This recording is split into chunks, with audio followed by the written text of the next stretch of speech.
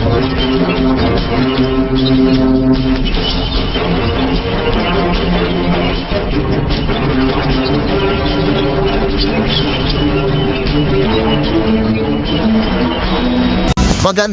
gabi bayan! Ilang araw po bago ang selebrasyon ng ika-101 anibersaryo ng Iglesia ni Cristo, inanunsyo ng pamunuan nito ang pagtiwalag kina ka Cristina Tenny Manalo at ang byuda ito ni ka Eranio ka Erby Manalo at ka Felix Nathaniel Angel Manalo na panglima sa 6 na magkakapatid ng executive minister ng isa sa pinakamalaking religious group sa ating bansa.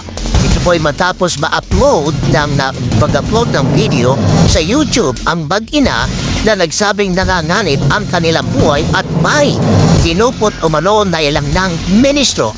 Live mula sa Iglesia ni Cristo Central sa Commonwealth Avenue, Quezon City, nagpapatrol si Dolan Castro. So Dolan, ano ang alam mong punot dulo ng pagkakatiwalag sa mag-ina?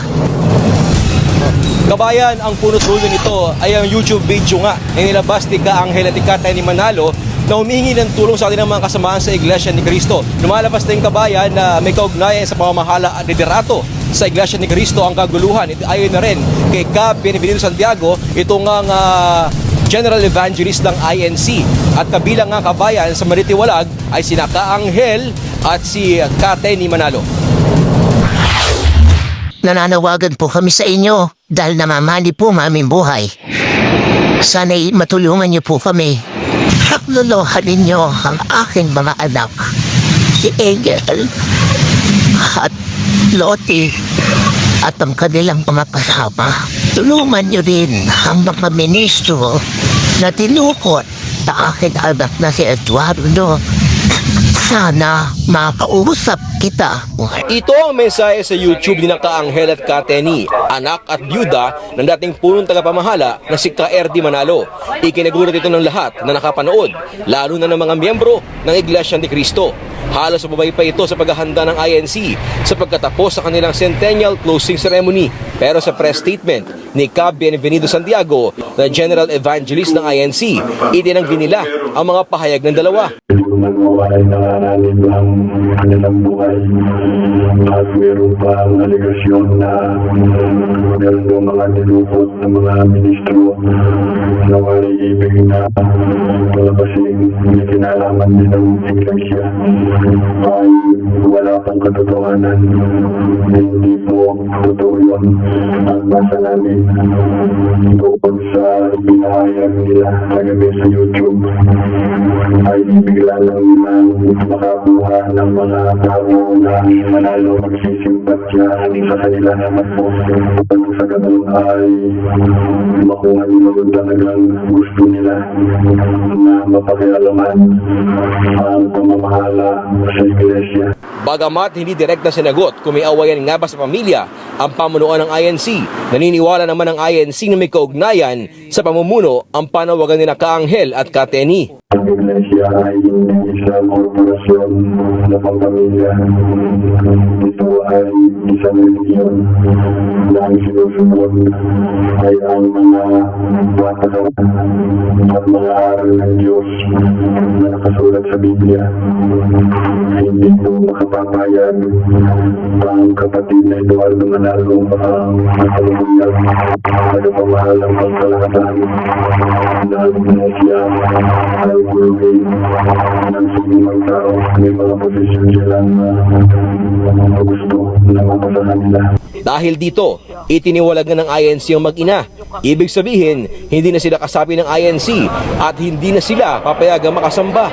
May memo na nilabas at babasahin sa lahat ng kapilya ng INC sa buong bansa mula kaninang hapon hanggang ngayong gabi. Bakit man sa loob ng kapatid na Eduardo Manalo ay ipinas nila na itiwalaan yung mga lumilikha ng mga pagkakabahabahagi sa iglesia.